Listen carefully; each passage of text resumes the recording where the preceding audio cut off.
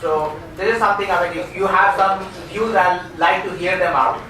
But my sense is that when government invests money in anything, that's a very big catalyst for private sector to invest. Now I'll give you an example for that.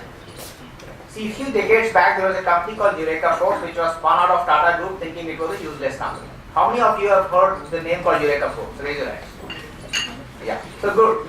So you all know the example I am giving. So what happened with Eureka Foods was, and now I am giving you the example, is going to be very interesting when I tell you what comes out of it. So they commissioned a study with IMRB.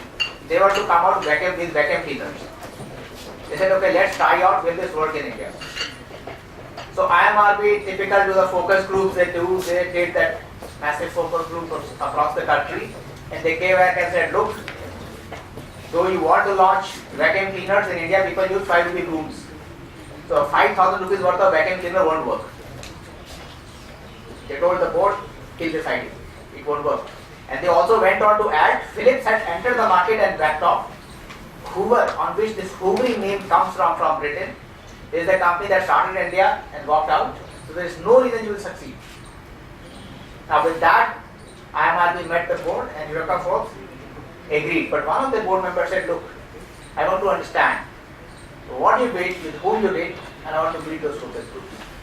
So the first focus group they had met, they called all the 25 housewives because that was the target audience. Now when this housewife came, this fellow went and demonstrated them how this vacuum cleaner can remove the dirt from a white handkerchief which is rubbed against the sofa. The same moment he had 25 orders confirmed. He chucked their study. Second time came when they wanted to launch water purifiers. Again went on to do the study, which is routine of any MNC or any large company to do a market research. They said municipality has the job of providing potable water. So don't get into the domain of the government. No one is going to pay for it. How many of you have water purifiers at home? All of you. This is what exactly I want to say. The fact is, when government goes to do something, do it better. You will definitely make more money. Government never makes money. It is the job of the government to provide potable drinking water, but all of us have water purifiers. Do we rely on the municipality water that we get? The same way when it comes to healthcare, whether the government doubles the GDP, spend on healthcare, or whether it triples it, it is not going to change the delivery of healthcare services. Not in the current form.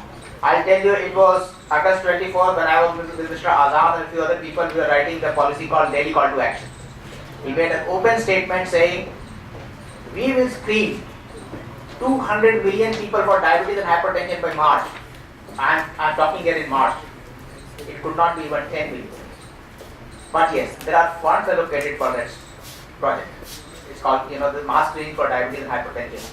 So there is an opportunity for private sector to do a partnership with the government saying, we will do and we'll give the data. That's exactly what we want. But government's forte is not execution. They will never be able to do. See, I don't want to question and ask my earlier speakers and ask why. The fact is, as a scheme where they give 500 rupees to cover the cost of travel, stay, medicine, you know how many data get cooked and how many treatments you can do with 500 rupees. Hospitals know it. But still today, the rural India where people have to do surgeries, they will still go to private hospitals to do it. And they still spend money, they still do it.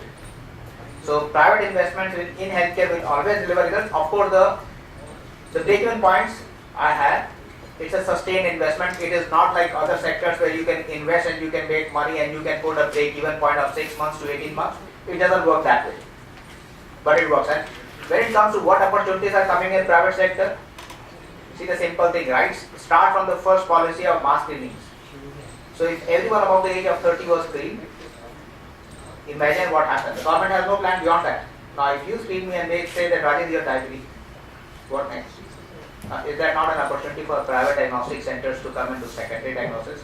Suppose I am diagnosed for diabetic and hypertension.